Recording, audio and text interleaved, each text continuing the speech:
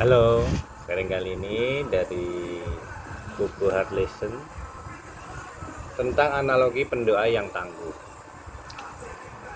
Di sini salah seorang pendoa mendapatkan penglihatan bahwa Tuhan Yesus berkata, suatu ketika ada seorang Tuhan yang sedang ingin mencari seorang penjaga pribadi bagi dirinya.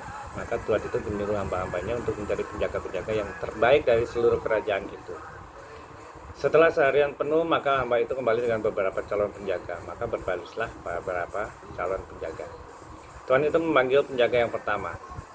Penjaga yang pertama bertumbuh besar dan lebih besar di antara penjaga-penjaga yang lain. Lalu bertanyalah Tuhan itu kepada penjaga itu, apa yang bisa kau lakukan untuk menjagaku? Lalu penjaga pertama itu berkata bahwa tubuhku besar, tentu aku bisa gampang menjagamu. Lalu Tuhan itu pun menguji penjaga pertama itu.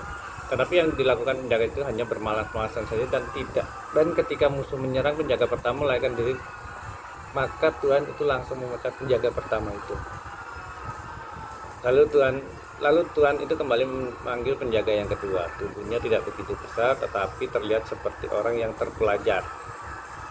Tuhan itu pun bertanya, apa yang bisa kau lakukan untuk menjagaku?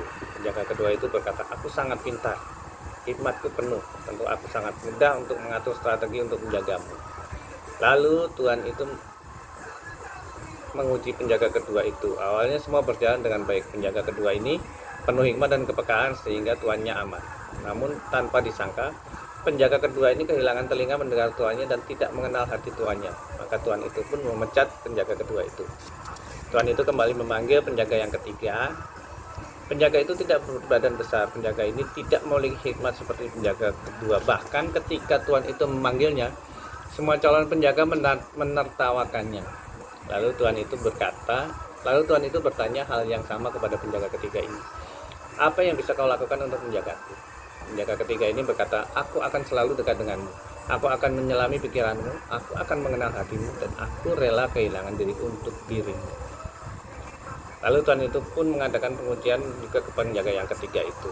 Maka Tuhan itu mendapat penjaga ketiga ini yang setia, mengenal hatinya, menyelami pikirannya, dan rela kehilangan dirinya bagi tuannya. Tuhan itu pun berkata, engkaulah yang selama ini kucari, tidak pernah kutemui penjaga seperti dirimu. Di sini makna analogi pendoa yang tangguh disebutkan bahwa Tuhan seperti itulah pendoa yang tangguh. Kenapa penjaga pertama itu ditolak Tuhan? Karena dia penuh dengan firman, mampu berkata-kata dan bernubuat, serta jam doanya panjang. Tetapi ketika ujian itu datang, ditemui dia tidak menjadi pelaku. Kenapa penjaga kedua ditolak? Karena dia penuh dengan kepekaan, karunia roh dan hikmat-hikmat. Tapi tanpa sadar dia jatuh dengan karunia-Nya dan tidak mendengarkan Tuhan.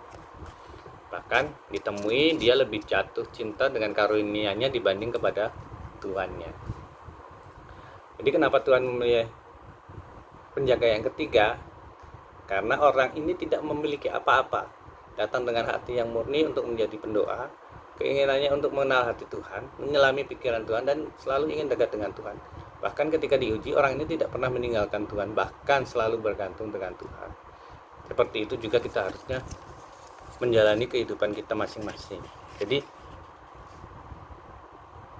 bukan karena apa yang kita mampu, bukan karena kuat dan gagah kita, bukan karena kita punya karunia yang hebat.